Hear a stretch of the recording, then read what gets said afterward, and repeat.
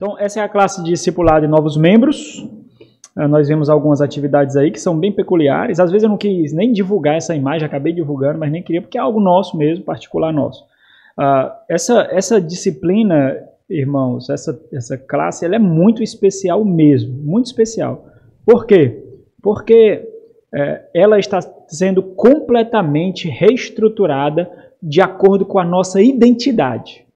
Nós caminhamos muito para chegar aqui, muito. E respondendo às necessidades da nossa vida em igreja, nós formamos essa identidade. Então essa identidade não foi formada assim, vamos ficar diante de um livro e vamos formá-la. Essa identidade ela foi formada com a nossa vida de igreja, respondendo a problemas reais da igreja.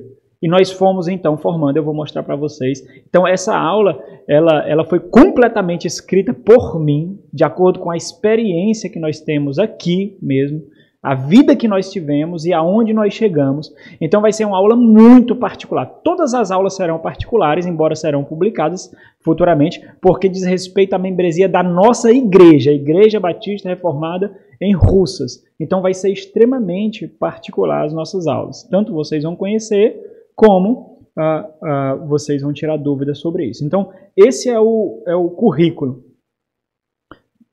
Ele pode sofrer alguma alteração, como já sofreu desde a primeira vez. Tinha 8 pontos, 8 tópicos, agora tem 10. Então, ele pode sofrer alguma alteraçãozinha a mais, embora eu acho que isso aqui já está suficiente. Nós vamos ver hoje a classe em si. A classe em si ela vai dizer a necessidade da nossa disciplina, o propósito da nossa disciplina, e vai demonstrar para vocês quais são os pilares da nossa identidade eclesiástica, nossa identidade eclesiológica, teológica. Qual é a nossa identidade? O que sustenta a nossa igreja? Historicamente, teologicamente, eclesiasticamente e assim por diante. O que é que sustenta? Quais são os pilares que sustentam a nossa identidade? Nós vamos ver aquilo que nós valorizamos profundamente, que é a vida da igreja, que é o ser igreja. Então, nada mais natural do que termos uma longa aula sobre eclesiologia. Apesar de ser a introdução, nós não vamos aprofundar tanto, mas nós vamos passar por todos os campos de quem estuda a doutrina da igreja. Eclesiologia vem de eclesia, logia, que é estudo, doutrina, então é a doutrina da igreja. Então nós vamos estudar sobre definição, natureza, características, propósitos, o poder da igreja, a pureza, a unidade, o governo e as ordenanças. E vamos pontuar sobre outros governos, né, de igreja que nós temos por aí, para nós termos um panorama e sempre voltarmos a por que nós temos essa característica, porque nós temos essa identidade. Nós sempre vamos aplicar. Vamos estudar um pouquinho mais sobre o poder da igreja e a autoridade da igreja, que na cultura, no meio que nós vivemos hoje, na geração que nós vivemos hoje, seja cristã ou não, a igreja ela foi sucateada, ela perdeu o seu poder, ela perdeu a sua autoridade. Nós precisamos lembrar disso. Algumas aulas elas foram captadas da classe de novos membros anterior também. Nós vamos ver demasiadamente, né, a membresia da igreja, que é o coração da igreja, é a membresia da igreja, a igreja é a sua membresia. Então nós vamos ver os vários aspectos dessa membresia, tanto a membresia e sim, como viver a vida da igreja se submetendo à igreja. E aqui esse ponto é importante porque nós vimos isso também nas classes anteriores. Nós ampliamos o nosso ponto de alcance, entendendo que a vida da igreja não pode entrar em algumas áreas particulares da nossa vida. E é isso que nós nos enganamos. A vida da igreja, o pastoreio, é integral. Ser igreja compõe a integralidade da nossa vida, seja a vida íntima, pública ou particular, completamente, né? Nós vamos ver um pouquinho sobre a disciplina eclesiástica, que também está relacionada à membresia, quando aqueles que nós identificamos não representam o Senhor Jesus Cristo, só pode fazer parte da igreja aqueles que nós identificamos que representam o Senhor Jesus Cristo. Por isso, a necessidade de relacionamento, de igrejar e de supervisão, porque a igreja precisa testificar que você é um embaixador de Cristo, para ela lhe receber como membro. Quando ela lhe recebe como membro, ela está dizendo, olha, fulano, Ele representa o Senhor Jesus Cristo. E nós vamos ver, passando aí para a nossa confessionalidade, nós vamos ver a história dos batistas, de forma resumida, tanto a origem, para ver as nossas raízes, da onde nós viemos, da onde vem a nossa identificação histórica e teológica. Então, nós não somos um ponto no tempo perdido, nós temos uma história, nós temos um lastro, nós temos uma raiz. E um dos capítulos principais também, os distintivos de uma igreja batista reformada, a nossa confessionalidade. E aqui eu separei alguns capítulos apenas que são muito fundamentais para entender a nossa estrutura confessional, né? Aí nós passaremos pela perspectiva calvinista, aqui nos decretos de Deus, nós passaremos pela nossa identidade teológica, o pactualismo, o aliancismo.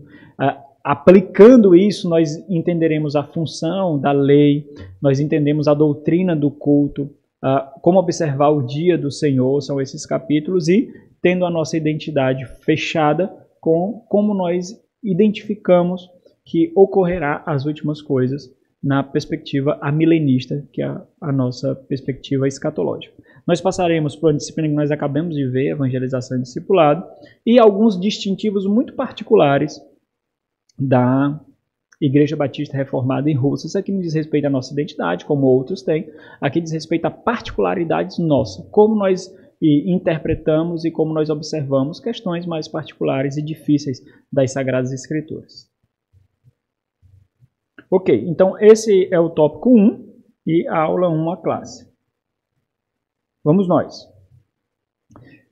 Jesus disse a uma geração subjugada: vinde a mim, todos os que estáis cansados e sobrecarregados, e eu vos aliviarei. Mateus 11, 28.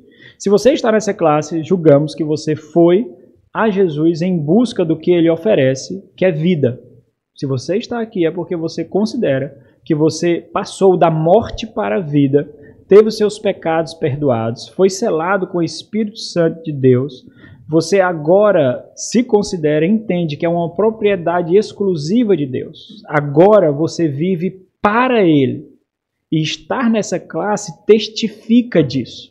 Então, para você estar nessa classe, para você fazer essa aula, e em muitos momentos eu vou falar diretamente para aqueles que são candidatos à membresia, e em outros momentos eu vou falar para todos.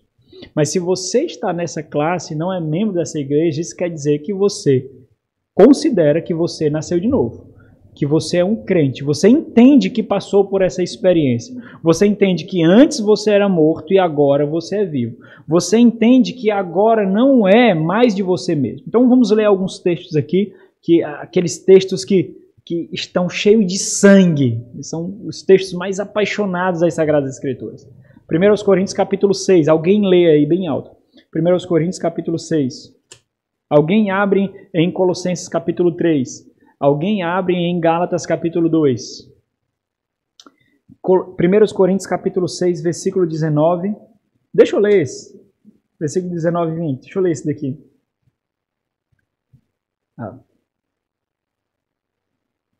Acaso não sabeis que o vosso corpo é santuário do Espírito Santo, que está em vós, o qual tendes da parte de Deus, e que não sois de vós mesmos? Essa é uma pergunta retórica. Se é uma pergunta retórica, você pode tirar a interrogação e colocar uma exclamação, porque a resposta, naturalmente, é sim. Nós somos dele. Agora, coloca a exclamação e lê de novo. Acaso não sabeis que o vosso corpo é santuário do Espírito Santo que está em vós, o qual tendes da parte de Deus, e que sois, e não sois de vós mesmos, porque foste comprados por preço? Agora, pois, glorificai a Deus no vosso corpo.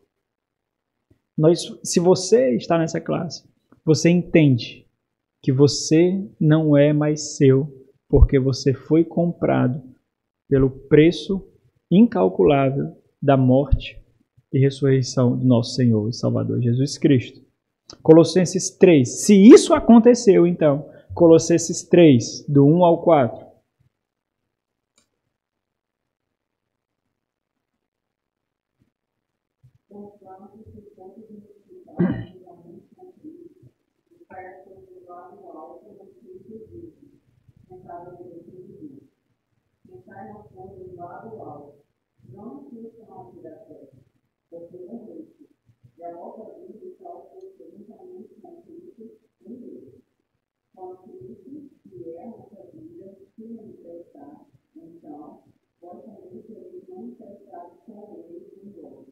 Amém. Irmãos, conseguem ver o sangue nesses textos?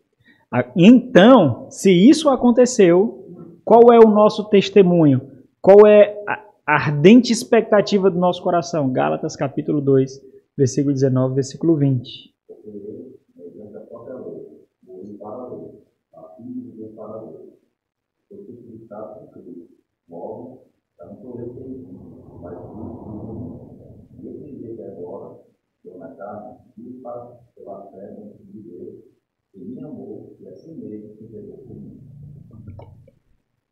É isso que queima o nosso coração. Se você passou por essa experiência, você entende o que significam essas palavras. Você entende o que significa morrer e viver em Cristo. Você entende o preço que foi pago, apesar de não conseguir calcular. Você entende que você não pode comprar de volta, comprar a si mesmo de volta. Você entende que a sua mente deve estar ancorada lá no alto, onde Cristo está. Você entende que deve viver para Ele. Mas isso não é o fim da história. Infelizmente, mesmo depois dessa experiência tão extraordinária, ainda resta outra luta: encontrar uma igreja saudável. Esse desafio se torna profundamente árduo devido à corrupção do avanço do mundo ter encontrado guarida na seara do Senhor, a igreja. Se fosse tão fácil assim, se fosse tão simples assim, não teria uma dificuldade tão abissal, tão absurda, tão sacrificante para encontrar um local de pasto verdejante e de pastoreio fiel. O mundo de consumo e ativismo que vivemos, com todas as suas doenças físicas, emocionais e espirituais, tem gritado a necessidade de comunidades de fé que buscam arduamente fidelidade às Escrituras, como testemunho de devoção a Cristo e cuidado uns pelos outros. É dessa forma que nós devemos ansiar pela igreja e ver a igreja. Quando nós passamos por essa experiência, no começo nós nos contentamos com o pasto que não é tão verde, com a grama que não é tão nutritiva. Nós nos contentamos porque nós estamos nos alimentando com papa. Nós pegamos ali uma marca genérica, nós pegamos uma marca similar, e aí isso de alguma forma nos nutre um pouquinho. Mas à medida que nós vamos descobrindo mais do Senhor Jesus, à medida que o Senhor, através do seu Santo Espírito, abre mais os nossos olhos e a nossa mente para a profundidade do seu ser, à medida que isso acontece, nós ansiamos por um alimento mais sólido.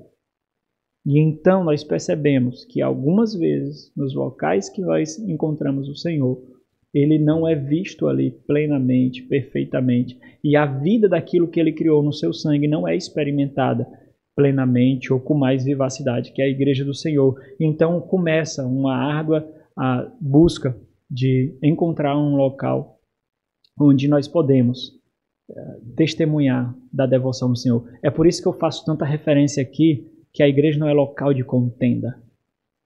A igreja não é local. E eu digo isso por experiência, porque nós já experimentamos muito aqui. Muito. É por isso que a igreja é local de baixar as guardas. A igreja não deve ter uma atmosfera bélica, porque nós não viemos aqui para isso. Nós fazemos isso lá. Nós fazemos isso com o mundo. Lá nós guerreamos, lá nós derramamos sangue, lá nós matamos. Aqui não é para existir isso. Nenhuma barreira pode ficar de pé na igreja diante do nosso coração. Nenhuma. É por isso que às vezes eu pareço tão duro, né, aqui com essa questão de, se você não concorda, sai. Se você acha que não se submete, sai. Porque não dá, tem que haver harmonia, unidade. E você tem esse direito, é óbvio, até mesmo aqueles que já são membros. Olha, eu não tenho nutrido paz aqui, mais guerra. Então é melhor sair, porque eu vou acabar machucando o outro. Então é melhor, bem melhor mesmo. Eu testificarei mais do Senhor, eu glorificarei mais o Senhor assim, já que eu não consigo me submeter. A igreja é o local da maior expressão do reino de Deus, irmãos.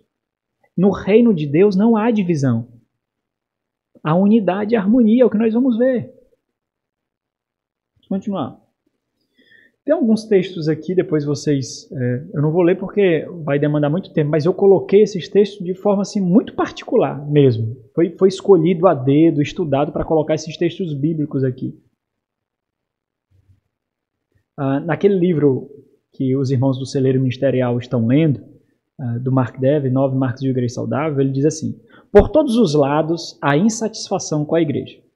As prateleiras das livrarias evangélicas estão abarrotadas de livros que contêm prescrições para o que a aflige. Olha como isso é interessante. Os palestrantes de conferências subsistem das enfermidades das igrejas, que parecem sobreviver aos remédios que lhes são ministrados.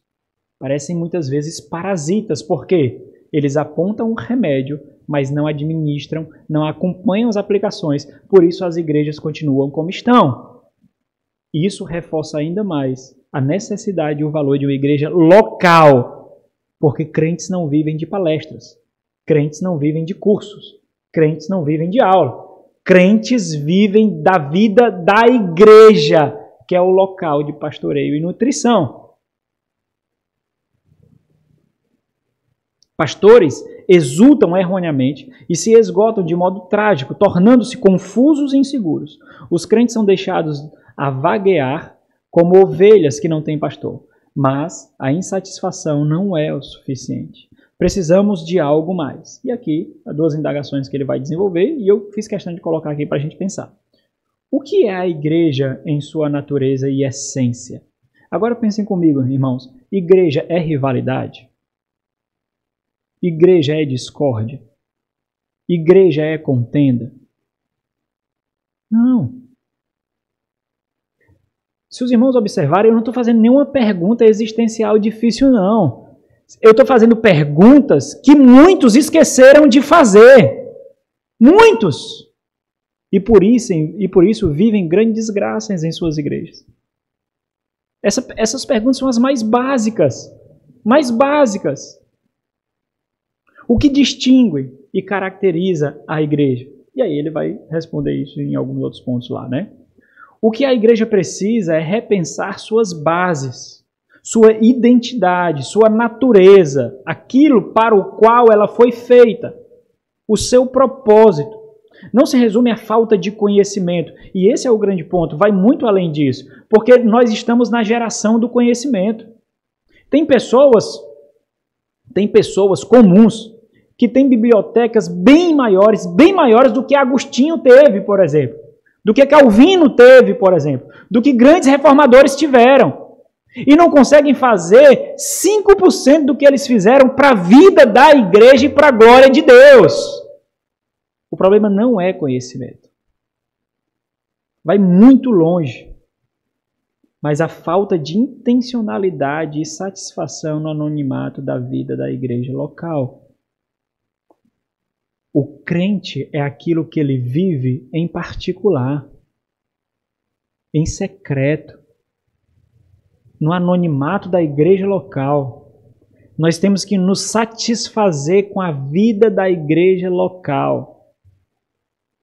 Existem muitos oferecendo remédios, mas poucos estão realmente dispostos a administrar as aplicações e acompanhar o tratamento. Essa é a grande verdade. É muito fácil diagnosticar, irmãos. É muito fácil diagnosticar um problema no casamento, um problema na família, um problema de relacionamento. Não é difícil isso. É muito fácil. Mas escolher o melhor remédio, administrar o melhor remédio, acompanhar o tratamento, isso sim é árduo. Isso sim demanda energia, vigor, tempo, renúncia.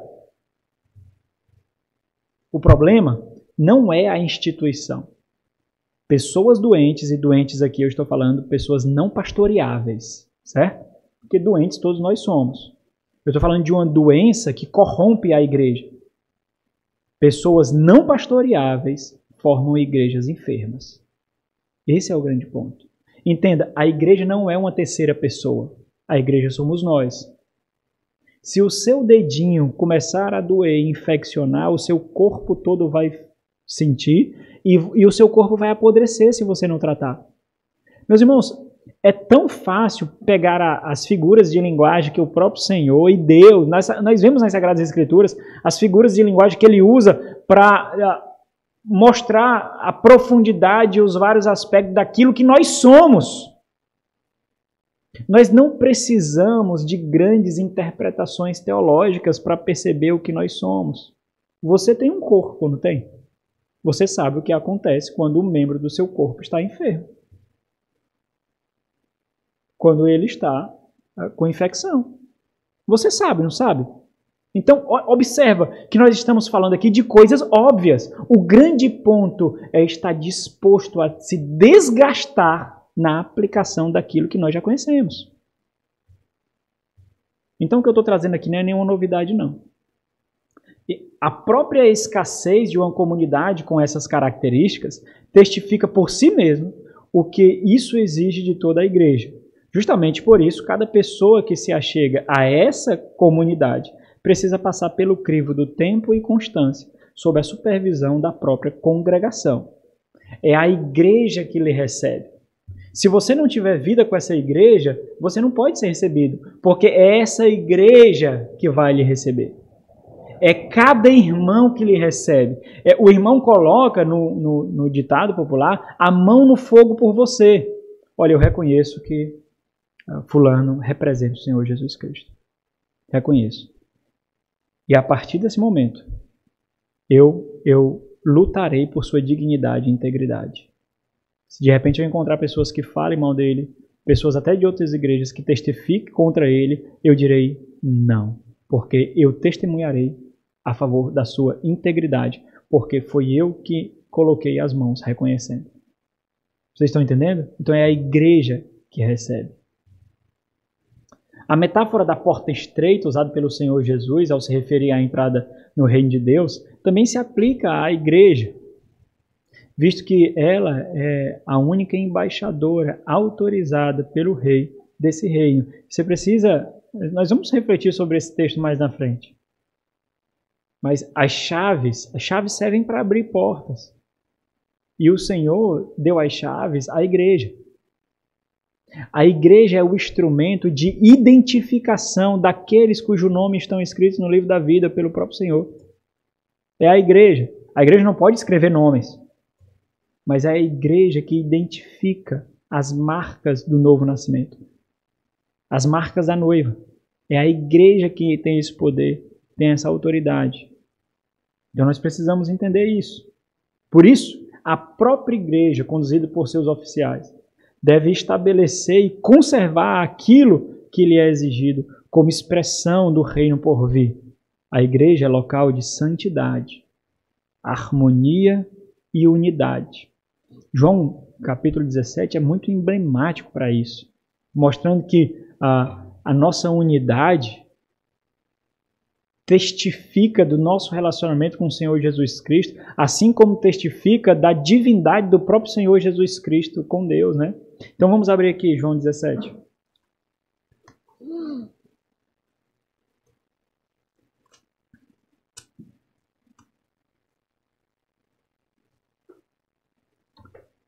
Vamos ler aqui alguns versículos, certo? Os irmãos podem ler, por favor, o 11, o 16, o 17, o 20 ao 23. Vou começar pelo 11. Alguém traz um pouquinho d'água, por favor, para mim.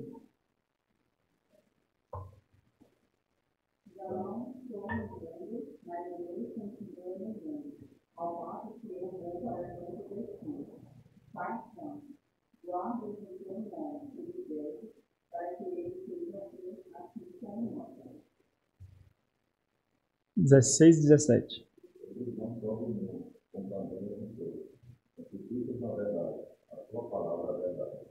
20 ao 23.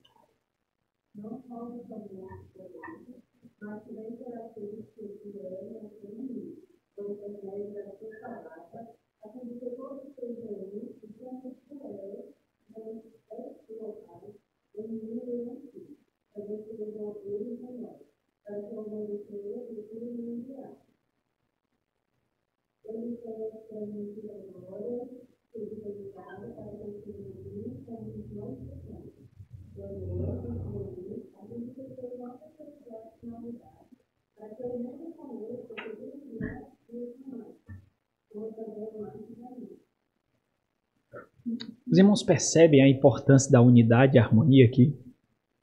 É um instrumento de proclamação da unidade entre pai e filho e da divindade do próprio filho, irmãos. Olha o que é a igreja. Olha o que é o corpo. Nós precisamos observar isso muito bem. É por isso que qualquer sinal de ruptura dessa unidade tem que ser rechaçado de uma vez por todas. Porque nós não estamos fazendo aquilo que nós devemos fazer por incumbência do próprio Pai e com todos os dons que Ele mesmo nos deu para fazer, que é testemunhar da divindade de Cristo Jesus e da unidade e da relação entre Pai e Filho. Então não é só porque nós não gostamos de guerra, não é só porque porque eu não gosto de ninguém que pense diferente de nós, é porque a gente entende a natureza do que nós somos, que tem sido sucateado no meio do povo de Deus, que tem sido escravo das imposições desse mundo, dos poderes desse mundo, que tem subjugado pastores, tem subjugado crentes, tem subjugado igrejas. Nós não estamos falando nada extraordinário aqui, não. Estamos apenas observando o que está nas Sagradas Escrituras. Como exemplificam as várias figuras usadas pelas Escrituras, pelas Sagradas Escrituras, para descrever a igreja. Observa, povo. Povo é uma palavra composta, apesar de ser uma. Povo, família, casa de Deus, corpo de Cristo, santuário do Espírito, congregação dos santos, ramos da videira, a coluna e baluarte da verdade, a noiva de Cristo, o rebanho de Deus. E aí você pode se prolongar e escolher muitas outras mais. Isso é o que nós somos. Cada figura exibe aspectos diferentes do que a igreja é. Tamanha é a grandeza de ser igreja. Agora vamos observar como nós devemos entender a igreja. Eu já li esse texto para os irmãos várias vezes, mas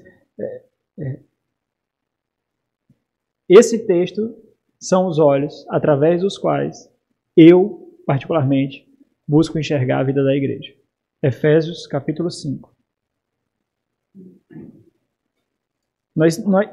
Na igreja tem pessoas deficientes, vasos de barro, vasos quebrados, pecadores, pessoas indignas. Mas os nossos olhos não enxergam até aí, porque nós recebemos os olhos do Senhor.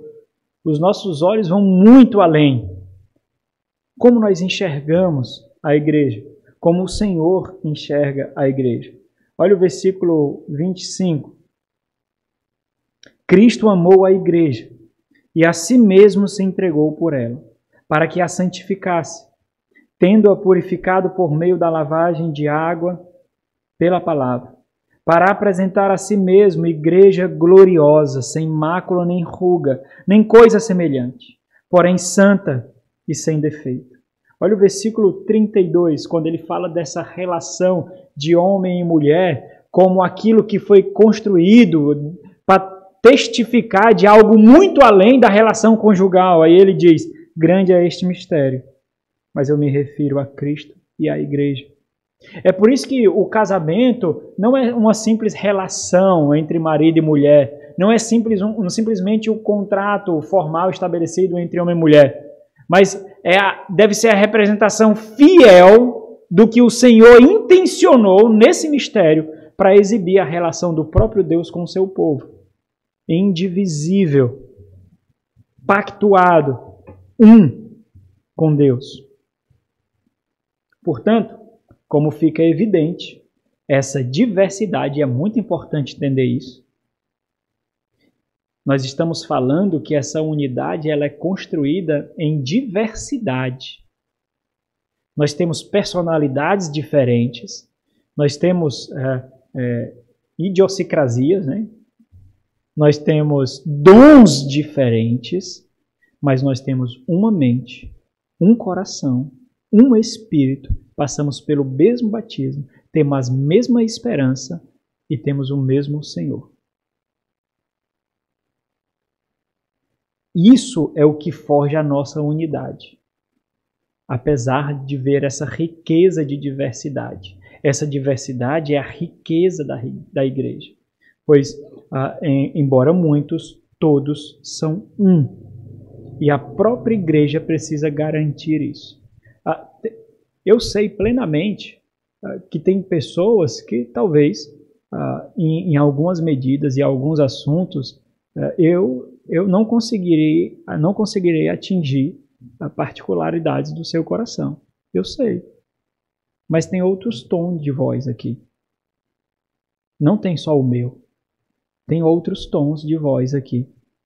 E esses outros tons têm acesso. Essa é a riqueza da igreja. Nós temos que ter esse objetivo e essa perspectiva.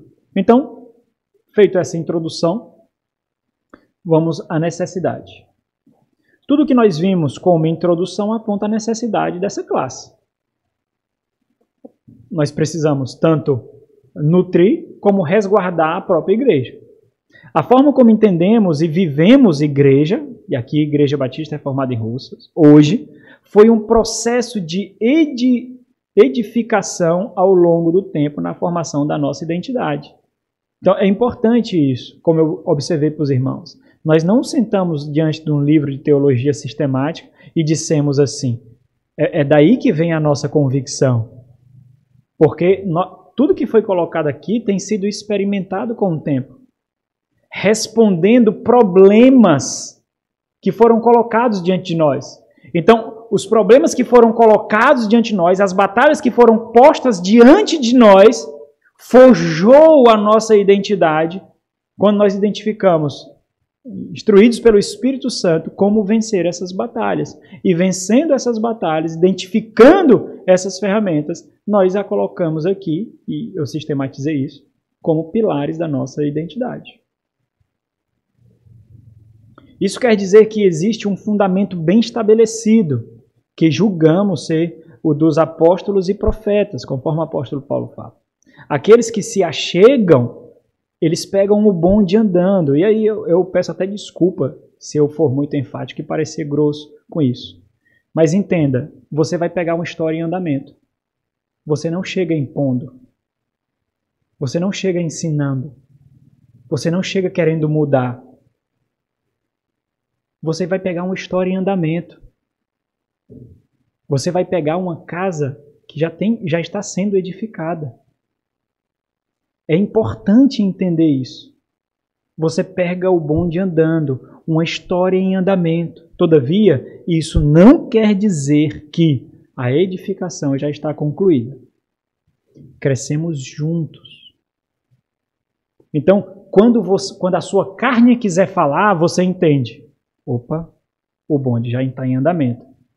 Quando o Santo Espírito dentro de você quer usar os dons para edificar a igreja, aí sim. E aí eu me envolvo, aí eu nutro, aí eu edifico. Nós estamos sendo construídos até a perfeita varonilidade, à medida da estatura da plenitude de Cristo. Ou seja, você observará com muita facilidade que a nossa igreja possui identidade formada. Isso é muito simples de ver. Uma filosofia de ministério já estabelecida. É o que nós temos visto. E começamos a ver nas exposições de domingo à noite. Então as exposições de domingo à noite, elas são exposições muito particulares. Porque não somente nós estamos ali expondo a palavra de Deus, mas nós estamos usando esse momento para mostrar o que é um oficial da igreja. Qual a autoridade que ele tem, o que é requerido dele. Quais características a igreja precisa identificar em alguém para então impor as mãos sobre eles e identificar como oficial da igreja. E também como é a filosofia de ministério dessa igreja. Então, o nosso fundamento aqui de viver a vida da igreja é muito bem fundamentado. A nossa filosofia de ministério já está bem constituída.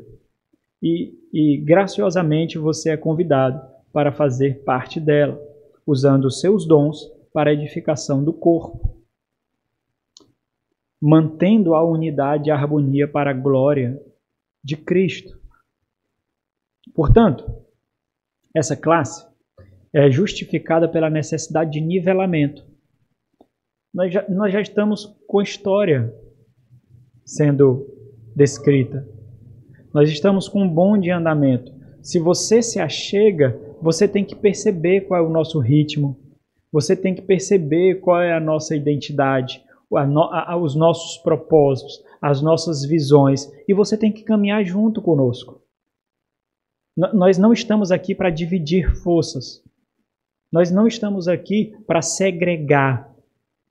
Aqueles que chegam têm que se tornar um, como nós lutamos para expressar que nós somos um. Aqueles que chegam têm que olhar a noiva como nós olhamos.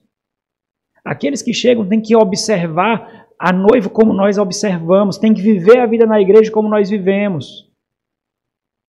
É assim que nós vivemos e é assim que nós expressamos a nossa devoção pelo Senhor, o nosso amor pelo Senhor e o cuidado que nós temos nesse grande dia da noiva que nós vivemos.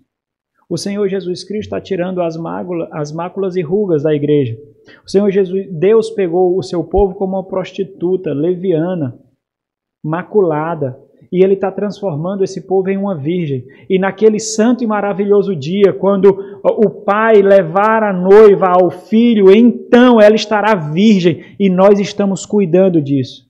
A falta de unidade, a falta de harmonia não coopera para isso. É simples. É simples, irmão. Os irmãos, observa, eu não estou falando coisas difíceis, não. As coisas que eu estou falando são muito práticas. Às vezes quando você diz assim, rapaz, o pastor foi extremamente duro, rapaz, o irmão foi extremamente duro, é porque você tocou num ponto que você não deveria tocar, num ponto muito sensível da vida da igreja, daquilo pelo qual nós lutamos arduamente, muitas vezes para preservar, e às vezes sem qualquer intenção, mas sendo usados pelo próprio Satanás, nós podemos fazer isso. Nós podemos usar. Nós olhamos para isso. Nós temos que entender, a igreja não está na periferia da nossa vida. Isso é muito importante. Se você acha que pode viver a vida da igreja, e em outras igrejas você pode, aqui você não pode, e colocar a igreja na periferia da sua vida, não, isso é uma coisa particular minha, não é porque eu sou assim, não é porque eu já estou acostumado a fazer isso, você está colocando a igreja na periferia da sua vida. A igreja é o centro, a sua vida vive aqui, ó. A igreja é o centro. Você tem que entender isso. Não há nenhuma instituição no mundo mais poderosa e gloriosa como a igreja. Não há. Nenhuma. Nenhuma. E é dessa forma que nós entendemos igreja aqui.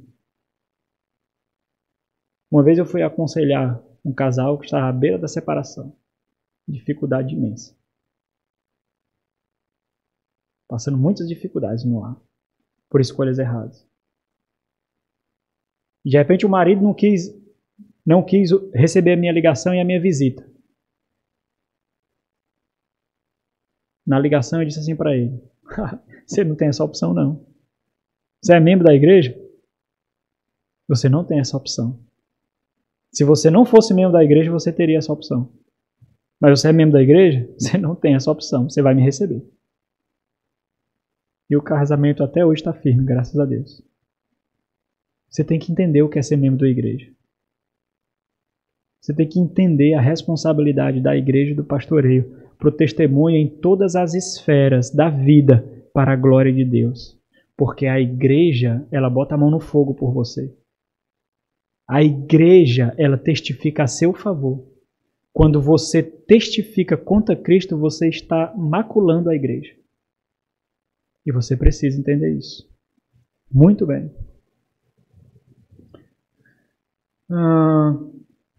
Ok.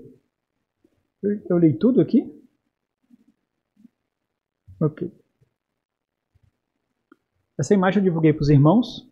Se observarmos bem aquilo que eu já falei, o que foi dito até aqui, especialmente no slide anterior, perceberemos que tudo isso nos levará à necessária relação de interdependência uns dos outros. Quando nós nascemos de novo, nós fomos projetados por Deus com necessidades uns dos outros. Essas necessidades muitas vezes não são observadas por causa da imaturidade em não viver a vida da igreja. Se você não vive a vida da igreja, se você não come determinados nutrientes, se você não é nutrido com determinados alimentos, você não vai amadurecer quando você deveria. E aí, muitas vezes, você não vai nem sequer perceber o quanto você está deficiente. Mas o Senhor nos colocou num corpo. Isto é de suma importância para a vida da igreja, simplesmente porque nessa relação, em meio à diversidade, fomos feitos em unidade, fomos feitos como nós vimos, em uma relação análoga à Trindade. E é interessante porque esse relacionamento de unidade que nós experimentamos com o Pai, o Filho e o Espírito Santo e a noiva, formando essa noiva, esse povo, testifica da unidade que há em relação ao próprio Pai, o Filho e o Espírito Santo, cujo propósito da nossa existência agora nos foi revelado. A vida não é a nosso respeito, não é sobre nós. E esse é outro grande ponto que tem sido esquecido por muitos cristãos e pela igreja. Assim que eu cheguei nessa igreja, eu precisei resolver algumas contendas, algumas dificuldades. E algumas assim que me pegaram de surpresa com toda a minha imaturidade e falta de sabedoria.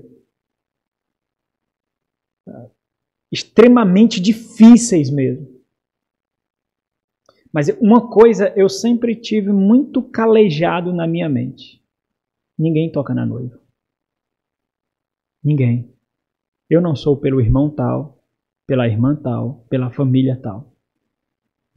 Eu sou pela noiva. E a noiva é do meu Senhor. Ninguém toca na noiva.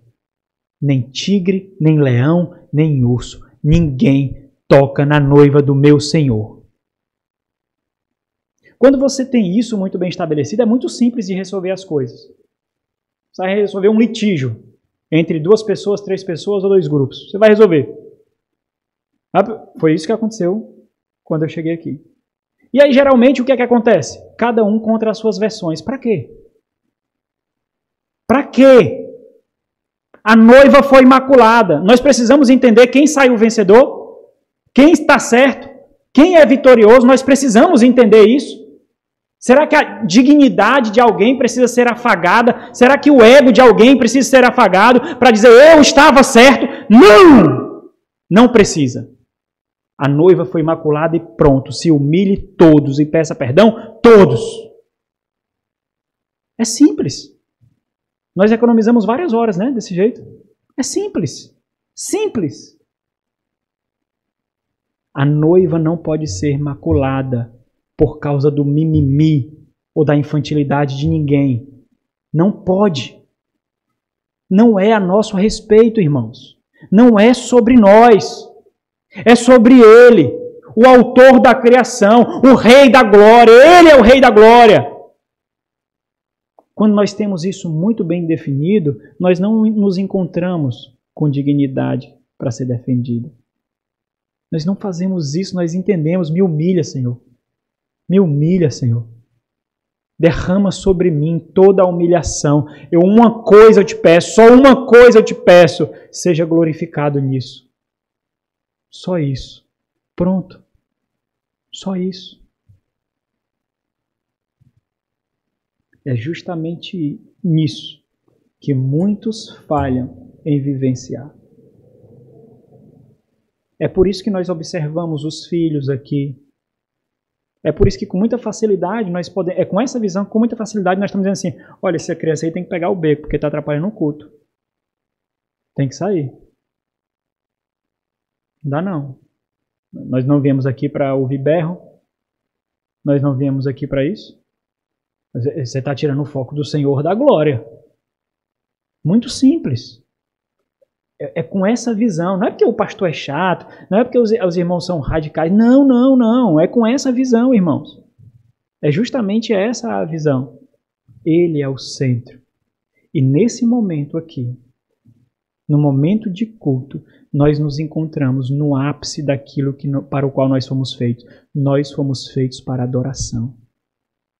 Para a glória de Deus, nós fomos feitos para isso.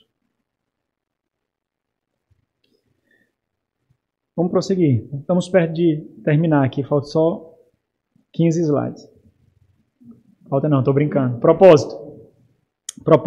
Necessidade nós vimos. Propósito agora. O propósito da classe, da nossa classe, portanto, é mostrar como essa deficiência em muitas igrejas contemporâneas e a necessidade da qual falamos estão sendo atendidas e mantidas vivendo a vida comum em nossa igreja.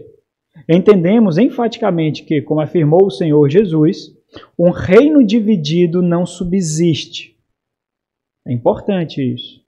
Um reino dividido não subsiste. O Senhor falou isso até do reino de Satanás. Você lembra desse texto, quando disse que está expulsando o espírito por Beelzebu? Lembra? Um reino dividido não subsiste. Ou nós estamos na mesma perspectiva, ou nós estamos dividindo forças. E aí, além de ser burros, nós somos pecadores, né? Porque até os demônios sabem disso. Né? Até Satanás sabe disso. É justamente por isso que muitas igrejas têm naufragado. É justamente por isso que muitas igrejas têm tentado afagar o ego de muita gente, tem encobertos muitos pecados,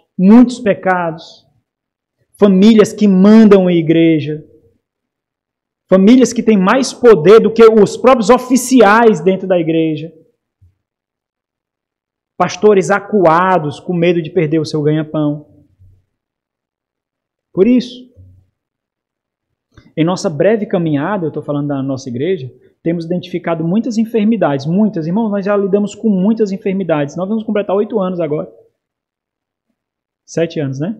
7 anos, mas já identificamos muitas enfermidades e tratamos. Alguns pacientes morreram. Mas outros pareciam que tinham câncer terminal e foram curados. Temos identificado muitas enfermidades internas e externas que têm enfraquecido e matado muitas igrejas do Senhor. O profundo senso de intencionalidade de ser e viver a igreja, vendo como o Senhor Jesus Cristo vê, conforme nós lemos, nos fez desenvolver algumas barreiras de proteção para combater essas enfermidades. Então, quando os irmãos veem, por exemplo, a dificuldade sendo tratadas aqui de uma forma específica, não é de uma hora para outra, não. Fulano acordou com lundum, você lembra do lundum? Fulano acordou com lundum e agora quer descontar em mim. Não é. É naquele acerta e erra, estabelece, acerta e erra, estabelece. Conhecendo o coração do homem, conhecendo as dificuldades da vida e comunidade, conhecendo brechas que, apesar de parecerem inofensivas, não podem passar. Conhecendo enfermidades que parecem não ser nocivas, que são. Porque nós vivemos isso. Nós passamos por isso. Nos fez desenvolver algumas barreiras de proteção para combater essas enfermidades. Nada de novo. Muito se resume ao resgate das práticas de muitos santos do passado. Nós estamos sobre os ombros desses homens e das suas igrejas. Não há nada de novo. Nós não desenvolvemos nada. Olhamos as Sagradas Escrituras com profundo temor, intencionalidade e senso de missão. Observamos o zelo e ardor dos primeiros séculos da igreja e nos debruçamos nos reformadores e nos puritanos. Diante de tudo isso, a consequência natural é uma vida em comunidade constrangidos pela consciência e convicções, dependentes uns dos outros para a glória de Deus Pai. Então, existe um dever de proteger e preservar. Esse dever faz com que muitas vezes, sonos são perdidos, corpo é enfraquecido e confrontos são buscados. Por quê? Porque a unidade, a harmonia e o propósito da igreja precisa ser preservado. Portanto, você precisa entender formalmente qual a identidade eclesiástica da Igreja Batista Reformada em Russa. Apesar de ser provável que você, em alguma medida, já tenha percebido isso, Alguns pilares foram sistematizados e serão expostos nas próximas aulas. O objetivo é mostrar a solidez de como pensamos a nova vida em comunidade na Igreja de Deus, como povo pactuado em Cristo. Então eu vou apresentar para vocês os nossos pilares, esse slide e outro, e aí nós concluímos. Aquilo que nós vamos ver naquele currículo de 10 tópicos que eu mostrei, são resumidos nesses pilares aqui. Certo? Primeiro, a igreja é a expressão última, embora ainda não consumada, do que significa ser povo de Deus. É a igreja que tem que ser preservada. A igreja precisa ser cuidada. A igreja tem autoridade. A igreja tem poder. A igreja é o habitat natural da nova criatura. A honra e santidade da igreja deve ser sempre preservada. Ela, e não outra, é a embaixada do rei. Nós somos, então, olhando a vida da igreja, nós somos de governo congregacional. Não existe nenhuma autoridade a não ser Cristo superior a nós, essa igreja, como nós entendemos. E quem governa a igreja é a própria igreja. Nós somos liderados e nós estamos nesse progresso para isso, na pluralidade de pastores, presbíteros, e somos imersionistas. Nós entendemos que o batismo é por meio da imersão e não aspersão. Se alguém chegar aqui batizado por aspersão, ele vai ter que ser imergido. Pode ter sido batizado como adulto ou criança. Se ele chegar batizado por aspersão, ele vai ter que ser imergido, porque nós entendemos que essa é a representação fiel do batismo. Segundo pilar, a membresia é o coração da igreja. É isso que nós entendemos. A membresia é o povo pactuado com Deus, resgatado por Cristo e guardado pelo Espírito Santo. Por isso, o coração da igreja é a membresia. É por isso que nós cuidamos mais das pessoas e das estruturas do que das estruturas. E tentamos fazer uma harmonização, entendendo que cuidar das estruturas viabiliza o cuidado com as pessoas. Mas as pessoas são mais importantes do que uma agenda, do que uma lista de tarefas. As pessoas. Então, o que é que nós fazemos? Esse processo aqui, irmãos. Nós identificamos, nós confirmamos, nós recebemos, nós nutrimos, e nesse nutrir muitas vezes está a disciplina corretiva, nós supervisionamos e protegemos, e aqui está a disciplina corretiva, né? Instrutiva, primeiro ponto, e a disciplina corretiva no segundo ponto. Terceiro pilar, a preservação da herança histórica. Nós somos de tradição histórica.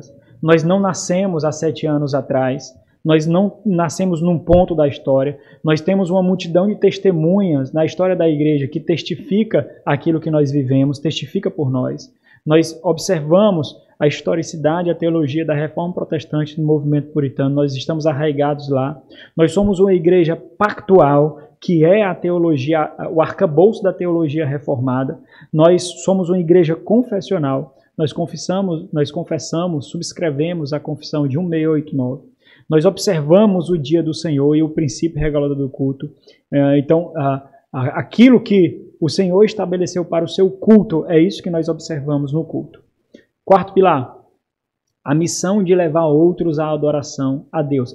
Nós entendemos a natureza de ser igreja. A natureza de ser igreja é levar outros à adoração. Então, nós nutrimos e tentamos fazer isso arduamente, a evangelização e discipulado como a natureza da igreja. Discípulos fazem discípulos. Quinto pilar. Os distintivos, aqui são as particularidades da Igreja Batista Reformada em Russas. Questões que não necessariamente estão ligadas a uma teologia específica ou a um ponto histórico específico. Por exemplo, rejeitamos algumas práticas, e vocês verão isso nas aulas, algumas filosofias e algumas doutrinas específicas, assim como algumas seitas. Nós temos uma posição estabelecida sobre o namoro, sobre o casamento, divórcio e o novo casamento.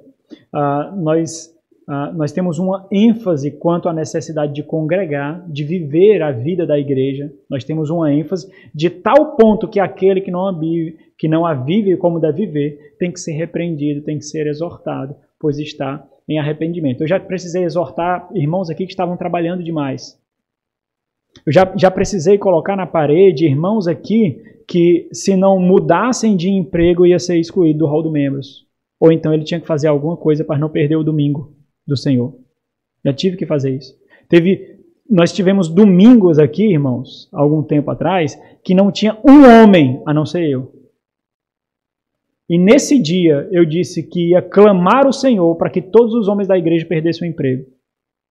Porque assim nós repartiríamos o pão, nós dividiríamos o alimento, mas então nós viveríamos a vida da igreja e não seríamos subjugados à escravatura do emprego. Aí nesse dia a pobrezinha da Lana veio para mim, não ora para papai perder o emprego não. Eu lembro. Ele tinha acabado de conseguir um emprego, né? Não ora para papai perder o emprego não, mas entenda o que eu estou dizendo. Aqui você é observado, irmão. Deixa eu mostrar como é que você é observado. Você é observado assim. Você vai viver a vida da igreja e você acumula gordura. Você vai acumulando gordura. Você vai depositando no tanque. Quando você começa a vacilar, algumas vezes você não é chamado a atenção, é dado o benefício da dúvida, mas aí é retirado um pouquinho daquela gordura. E você continua vivendo de tal forma que, em alguma medida, prejudica o seu crescimento, que ao mesmo tempo prejudica o crescimento e o andamento da igreja. E aí aquela gordura é tirada. Algo é tirado daquele tanque. Mas chega um ponto em que você não tem mais como sacar. Você não tem mais de onde tirar a gordura. O tanque está vazio.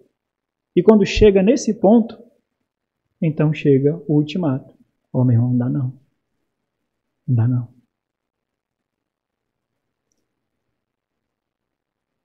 Se você não mudar a sua rotina de emprego, por exemplo, você pode se congregar com a igreja, mas você não pode mais ser membro da igreja. Pode se congregar, pode vir, mas não dá mais. Às vezes você vem um domingo por mês, irmão. Tem domingos que você não vem. Não dá não. Não dá. A pessoa pode continuar se congregando, normal, mas membro não dá não. Membro não dá para ser mais. Essa é a particularidade da nossa igreja. E, por fim, aquilo que nós experimentaremos no final dessa disciplina, o pacto de membresia, que formaliza explicitamente o compromisso que todos nós já temos, todos nós aqui, é onde nós vemos ali os nossos direitos e deveres. Nós apenas estamos colocando... Eu estou sistematizando, irmãos, aquilo que nós já vivemos aqui, né? Aquilo como nós já observamos.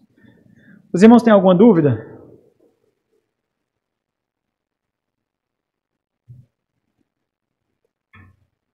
Alguma dúvida, irmão? Alguém quer fazer alguma observação, algum acréscimo, alguma coisa? Não?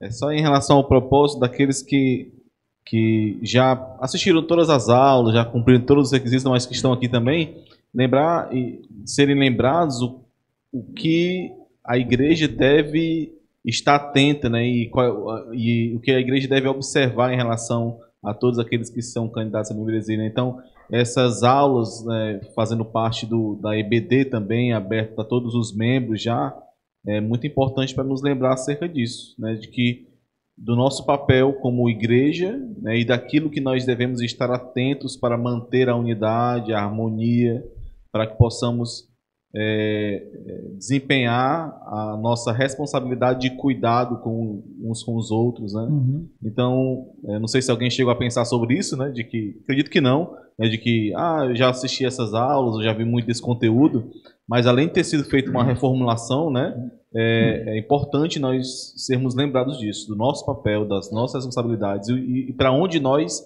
devemos estar olhando para cumprir esse papel, né? Vamos orar. Nosso Senhor, Rei da Glória, muito obrigado, Pai, por esse tempo que nós tivemos. Perdoa as palavras erradas que proferi, talvez a tonalidade errada que usei.